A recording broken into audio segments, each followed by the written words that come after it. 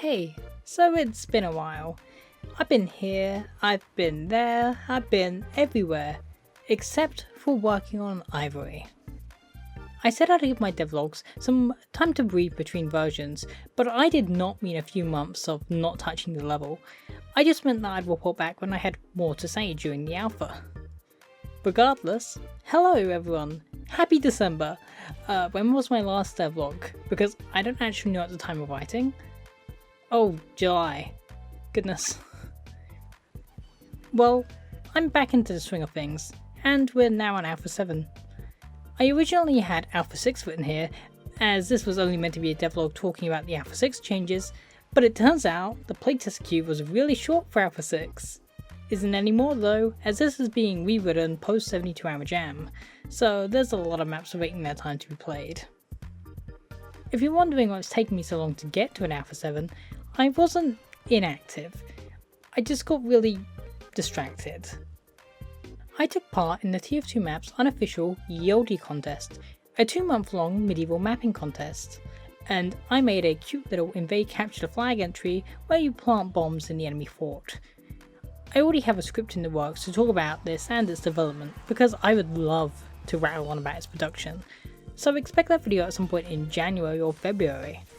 I hope I get it done. With that tiny tangent out of the way, back to discussing Ivory. Ivory hasn't been completely overhauled in the time since I did my last devlog, but certain areas have seen drastic changes at this point. I'm still trying to get some concrete ideas down that I feel like I'm going to stick with and make work with in the long term, but I'm still of course very early in development, so I must be transient in how I handle my layout. It is, however, hard to do so as I get very attached to some ideas. But yeah, let's start off with a development timeline, shall we? I'm going to break this up into discussing specific little sections of the level to show how they've changed in these past couple of versions, why, and what the idea behind changing them is. I think this should be shorter than my previous devlogs, because I'm going into less detail on specifics, but I will also be covering a lot more information overall, so we'll have to see.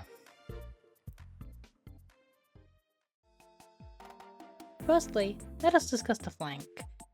This may be the area that's changed the most overall since we left off at Alpha 3, as I'm still trying to fine tune it. If you can tell from my previous devlogs, this is the area that I feel like I'm the most invested in, design wise, beyond the point itself. And needless to say, I wasn't happy with this design until somewhat recently. So let's go through the process of getting to where we are now with its current layout. Starting with Alpha 3, my major gripe was that the flank felt very restrictive overall for players to attack and defend. Since to block off cross-map spam and sniper sightlines, I had created these giant walls that also acted as supports for these large blocks above them. It created this kind of uninteresting funnel zone, which could easily be splashed out to contest players attempting to take the back flank. And in general, I just thought it made the layout very boring to approach. These walls were of course only ever a temporary fixture, as I always intended to make the flank more interesting and open within the next version. So this was of course something I changed within Alpha 4. I instead replaced the walls with these small sloped blocks, similar to the ones found on each side of the midpoint, but marginally larger. These do serve the same purpose of blocking off sightlines from each side, while in this instance, also acting as high ground that specific classes can take advantage of, unlike the previous walls. I also pushed back the fences around the flank a bit to give players a bit more space to move around and hopefully allowing them to more easily dodge splash damage and to make the back route feel like less of a tight funnel. Despite these changes, I still wasn't happy with how the flank played in Alpha 4.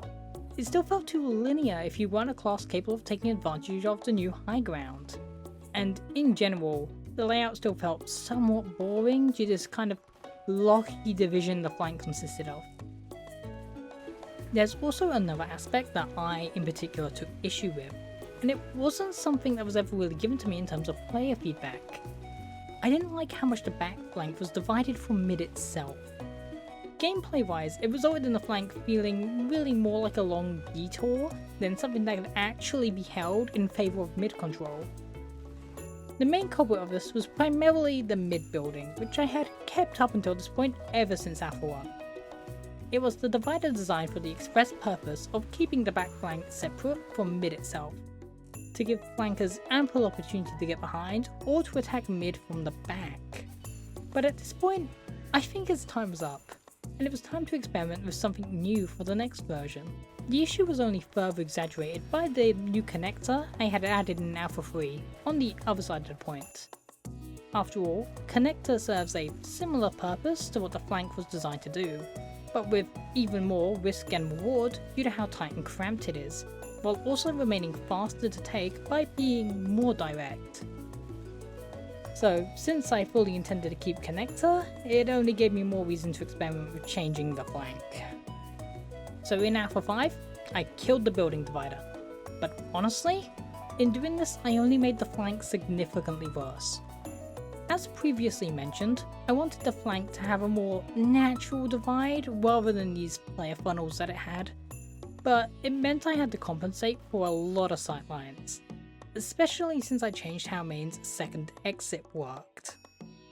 So in order to stop there from being an exit to exit sightline, I added this giant, brutish, ugly grey block between the two team sides. But this just made it so you had two little team pockets at the back of the map and one really tight connector for both teams to use, which, if anything, was significantly worse to traverse than the previous funnels. This was horrible. So horrible that I did not even bother getting this version tested. I simply made an Alpha 5A instead, to entirely rework this whole back into something more tolerable. More tolerable?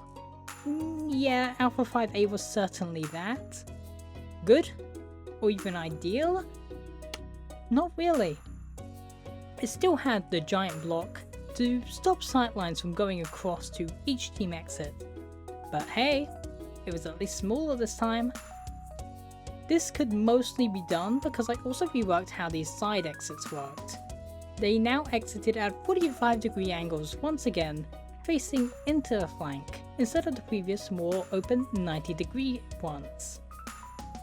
This means that the angle of the sightline, which I had to try and cut off, was a lot shorter.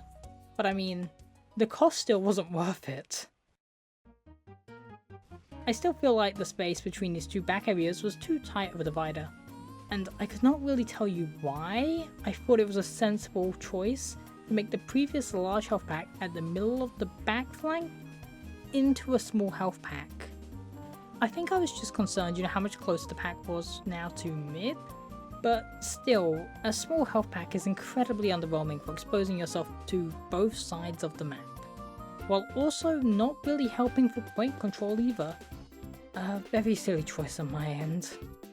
Also worth noting is that the second exit from main in both the Alpha 5A playtest and the previous versions just ended up getting abused by defenders to maintain control over the attacking team's main exit, since it was consistently a very strong option to use to flank people trying to take main. And I only made this issue worse in Alpha 5A due to how much high ground and cover the exit offered over main itself. So when it came time to making Alpha 6, I made sure to change all of these major elements, as I had a lot of time to reflect. The health pack is now a medium. The giant block, the block of sightlines in the back flank, has been pushed even further back. And the previous cuboid thing that I had to also cut off sightlines is now a little box that scouts and soldiers are meant to be able to take advantage of. I also did entirely remove the second exit from main in this version.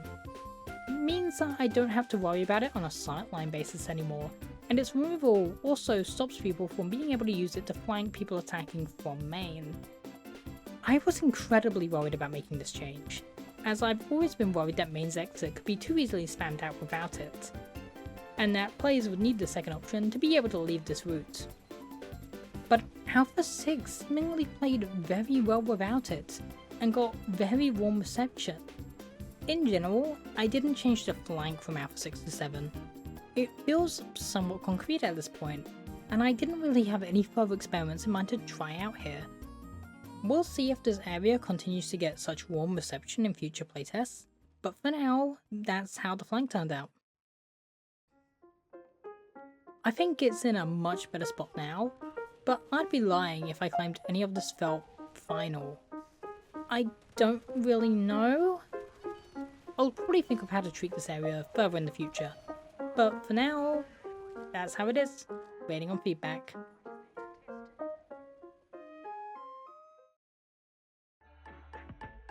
So next, let's discuss Valley, and by extension, mains exit to mid as well. I'm consolidating these down in my list of changes, since their first major change was meant to address the same inherent flaw within Alpha 3. The issue? It was really hard to retake mid. So to try and target that, both Valley and main were given more high ground in Alpha 4 to give attackers a bit more of an advantage when coming in. Mid received much more elevation than Valley did in this regard, but Valley still got mildly adjusted in regards to height. Rather, my changes to Valley and Alpha 4 were much more focused on making it easier to hold rather than easier to push out of. To achieve this goal, one of my major changes was moving the pickups in the area to behind Valley's cover. As previously in Alpha 3, they were up against the fence at the back of Valley, which meant exposing yourself to the sightline from mid to get the medium health and ammo. So by moving them, it should be less of a risk for attackers to get their pickups, and rather make it more risky for defenders to use it for themselves when coming in for more aggressive pushes. I still wasn't happy in general with Valley though, mainly because it felt very long and tight as a way to get to mid. The cliff wall was very close in regards to where players would be pushing out from, and it was another area that yet again acted as a funnel. Due to this, I wanted to go back to that Proot style high ground idea, but with a much more laid back approach. So Alpha 5 had this little platform that you could go up instead. It mainly just watched connector, but it granted players more space to move around when pushing out a valley, both because the platform itself was further back than the previous cliff was, and because players could just walk on and over said platform. I moved some cover around that connector to try and compensate for the fact that doing this would open up a lot of new sightlines into mid. But the sightlines into mid from Valley was actually one of the issues that was commented on when A5A was playtested. It was a pretty unpredictable hard angle, with a lot of space for Sniper to move back up to. The high ground in general also wasn't too well received. Sure, all classes could take advantage of it, but didn't provide much besides making Connector an even riskier way to flank than it already was. And you really had to hug the cliff wall to see any value or protection out of the high ground. I'm just not a fan of punishing Connector even further than its tight narrow hallway is already intended to do. So both of these things are aspects that I had to adjust in Alpha 6. In order to try and combat these issues, I tried to find the best middle ground I could. Firstly was the sniper sightline. I tried to reel back how far the sniper could ultimately stand for such a wide angle by adding a few new buildings where the problem spots really were. A super minor change which I'm uncertain on as to whether it really do a lot. After all, I also moved back the cover connector, allowing for even more of a sightline. But this is of course experimental. I think in general I should be braver when it comes to trying out sightlines and seeing what sticks and what doesn't. As for the high ground that was added in Alpha 5, I tried to retain it with yet another shack which jumper classes can take advantage of. This both means that it doubles as a way to cut off sightlines, while still providing those brave enough a way to spam down into Connector's exit. While I'm also still uncertain about people being able to shut Connector down with high ground, this is now a more limited angle, which is only available to those who can reach it, while also being very easy to splash due to the slope. So ideally, this sees very rare usage, and is more reaction based rather than a hold spot. But I think this is good. Keeping Valley more open was my entire intention with this after all. So this shack should help in providing that in the newest version. It also results in this little back cubby, which reminds me of the one Viaduct has, that typically just gets used by engineers. There's one last addition that I made to Valley, which is worth mentioning before we move on to talking about main. I added this overhang in Alpha 6.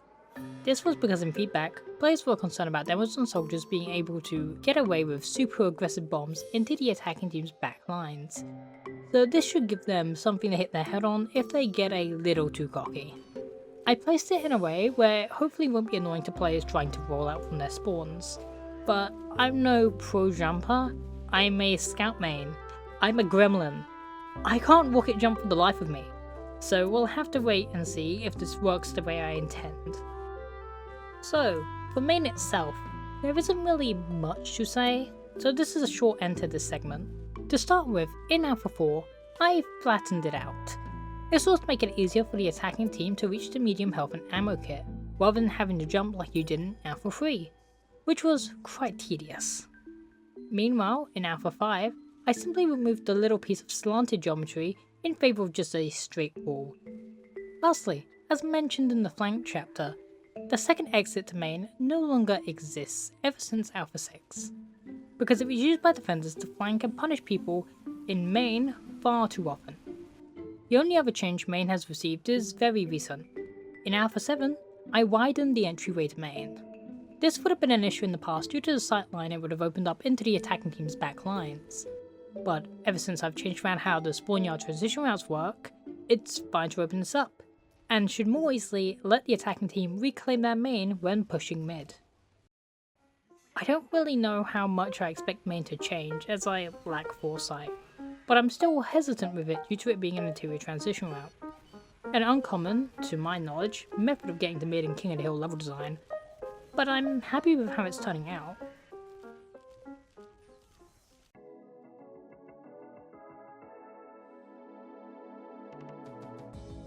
Lastly, it's time to discuss the last two areas that I want to talk about in this devlog, each team's backyard and their spawn yards. Or more importantly, the transition routes that go from said spawn yards. I've been adjusting these transition routes constantly. It feels like a really tricky balance to try and meet, especially with how off to the side Valley feels in terms of flow. Transition routes out spawn yards are very important when it comes to being able to hold your team's backyard, as it entirely determines if the attacking team is coming out with any advantages or disadvantages, and the same goes for aggressive defenders pushing in. How close are they to certain routes?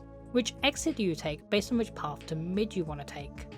There's a lot of thought that has to go into how each route is laid out, and the player themselves has to decide which path is optimal once they learn the level based on where they plan to go and what to do. For this very reason, the spawn yard transition routes have been changed pretty consistently in nearly every version besides the two Alpha 5 variants. To start with, in Alpha 4, I ended up changing the furthest left exit of spawn yard into an angled high ground door. This was both to break up how close the exits were from each other, making it harder for an aggressive defending team to hold all of the exits at once from a certain angle, while also offering up a faster route to Valley alongside high ground for the attacking team. I think this was a good change, but for whatever reason I don't recall in Alpha 4, I ended up removing some of the cover in the team's backyards, which would have been perfect for preventing a sightline into this new exit from main's mid entrance. This would continue to be an issue, up until I noticed that this was a problem in the Alpha 5A playtest. To counteract this, in Alpha 6, I ended up bringing back some new cover, in the form of Shack, which should favour the team coming out of spawn, as they should be able to take advantage of it due to how it's slanted over main's back entrance. In Alpha 6, I also changed the furthest right transition route. This is because of the fact that it wasn't really noticeable in the previous versions when the team was leaving spawn, and it felt like a very long route to get around. It was meant to be the route that offered up high ground as a trade-off for how long it felt, but now the furthest left route also provides that. So it was time to change it. Guess what angle I put it at? Yeah, that's right, another 45-degree angle. I love 45-degree angles!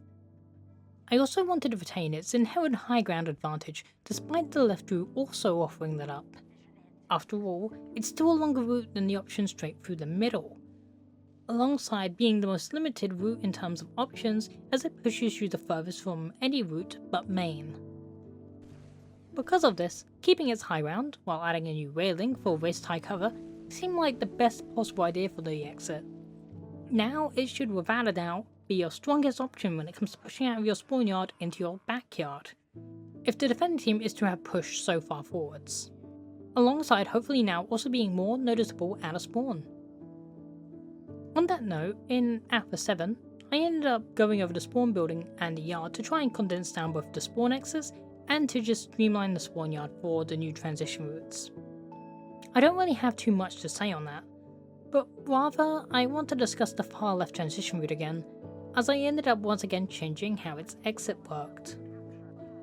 This change is purely experimental, as Alpha 6 got far too much positive feedback for me to have a central vision on what to change.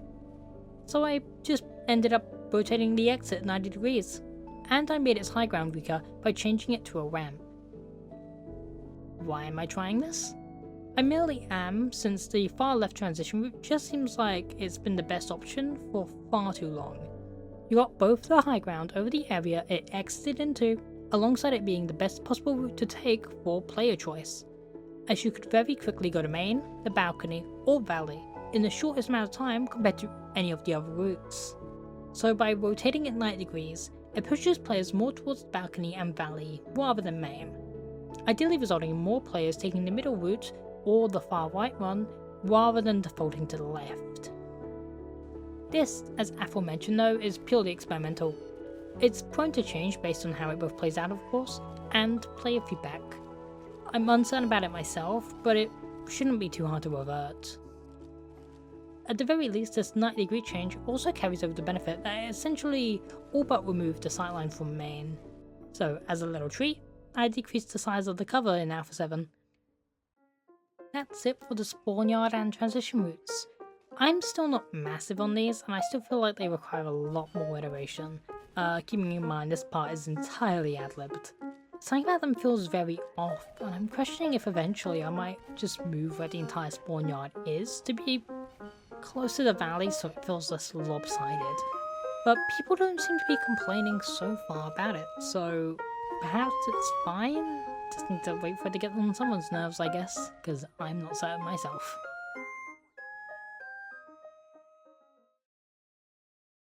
So, that's another devlog completed.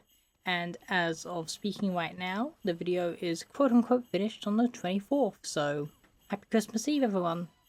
If you managed to get through to the end, you are absolutely insane. You just listened to me ramble on about layout changes for 22 minutes. Thank you. Shorter than my previous devlogs, I said. God, I'm insane. I wanted to get this out before the Alpha 7 playtest happened, but as you can probably tell, that didn't end up happening. I'm still experimenting with how to format these videos, so I'm hoping this one seemed like it was of higher production value, even if I rambled on quite a bit. Like, I could probably have cut down the script. But I want to know if this, format, rather than the last two, was in any way better. You know, dividing it up into sections of the level and how they've evolved over several versions as opposed to in a single version. I think it's nicer to consolidate changes over time into one big video, but it simultaneously might be a bit more boring to watch if I don't, cut down on the things I have to say. So I know what I'm going to do now for Ivory. I'm definitely going to go more over the transition routes and spawn yard. That feels like my top priority. I'm going to experiment even further with them, make some very exaggerated changes.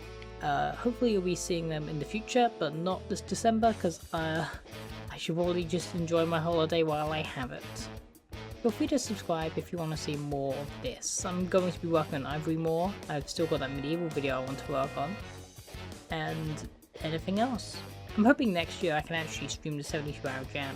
I was meant to this year, but it turns out YouTube has a 24-hour policy against unverified accounts streaming, so I made a lovely UI, which I'm going to show here, and I wasn't able to use it, so there's always next year. Yet again, thank you for getting to the end if you managed to make it. I'm going to go enjoy my Christmas Eve. By enjoying my Christmas Eve, I mean probably crash out. I've been awake for a really long time. Bye!